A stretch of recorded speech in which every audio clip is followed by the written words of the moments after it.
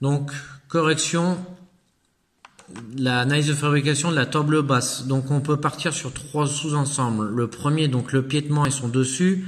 Donc, vu qu'on a du bois, donc on a du débit, du corroyage. Ensuite, vu qu'on a des panneaux, donc débit panneaux. Découpe du cintre de la joue, donc à la scie sauteuse. Donc là, on peut voir ici qu'on a un cintre. Ensuite, ponceuse, donc pied et à l'aise, donc des bois à la large bande. C'est pour enlever donc les ondes d'usinage. Là, on est sûr, on n'a pas d'assemblage tenon mortaise. Donc voilà, on est sur de l'alésage quasiment. Coupe de long, parce qu'après, donc là, ce qui vient après, on a une rainure arrêtée. C'est préférable de faire une coupe de long avant. Ensuite, donc la rainure arrêtée, voilà, on pourrait pas ici avoir une rainure qui débouche en bout des alèses du plateau. Et aussi également au niveau du piétement ici en bas. Donc pour les pieds, on arrête à 60 et on arrête à chaque bout concernant les alèses. Les rainures par rapport au panneau, donc de la joue et du plateau, donc là on les fait débouchantes. Normalement on devrait les arrêter, mais vu que le champ est plaqué après, on peut les faire débouchantes. Le champ va cacher la rainure. Chanfrein de l'alèse, voilà, on a un petit chanfrein de 2 mm. Calibrage du cintre de l'alèse.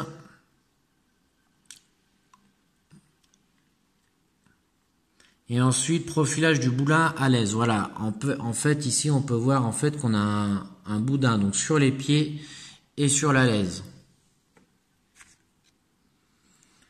Usinage assemblage, donc bon, lamello ou tourillon, bon, ça dépend des moyens qu'on peut avoir en entreprise.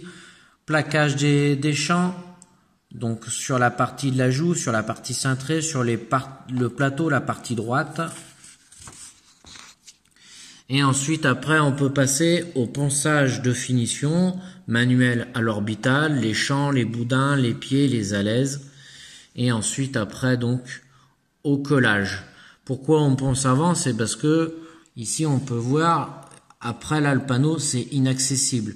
Là, on a pareil, cette face-là est inaccessible. Là, on a un petit décroché. On n'est plus sur du massif, on est sur du mobilier, plus agencement. Donc c'est bien, c'est de tout poncer avant. Alors forcément, il faut faire un montage et collage, c'est là qu'il va falloir faire attention. À pas trop mettre de la colle, juste ce qu'il faut pour éviter que la colle elle déborde.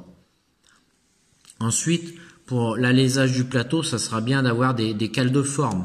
Voilà, parce que vu que notre plateau est cintré.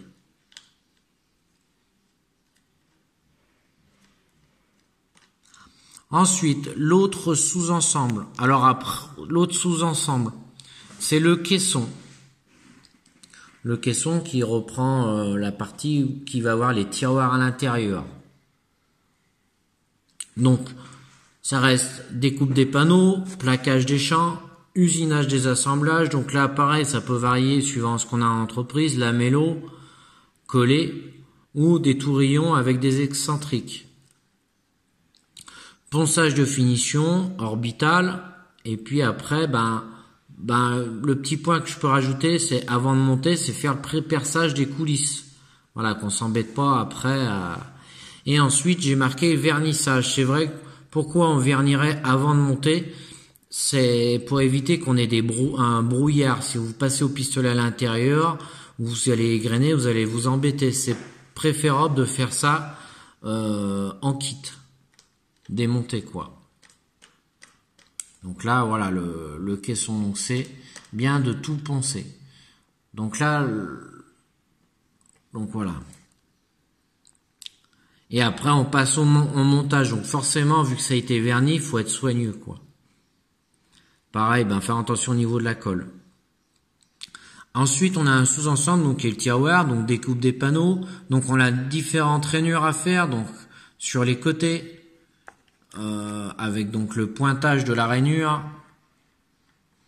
Ensuite, on a sur le côté devant et derrière qui est par rapport au fond. Et on a une troisième rainure qui est par rapport à la coulisse. Alors j'ai pas mis de pointage, c'est parce que voilà, c'était suivant la coulisse. Là, on peut voir l'assemblage ici. Et ensuite, la languette bâtarde à faire. Donc là, c'est un tout-piège par-dessus. Il faut faire un essai dans la rainure.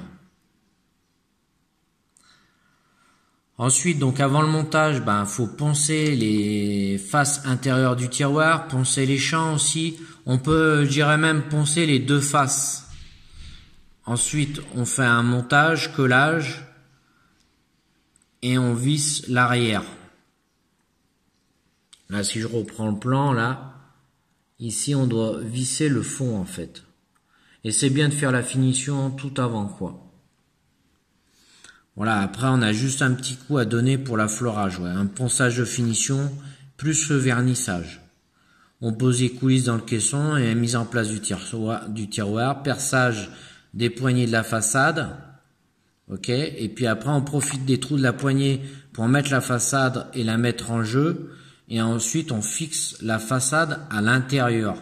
On reperce des trous et on visse la façade par intérieur. Et ensuite, on met les poignées.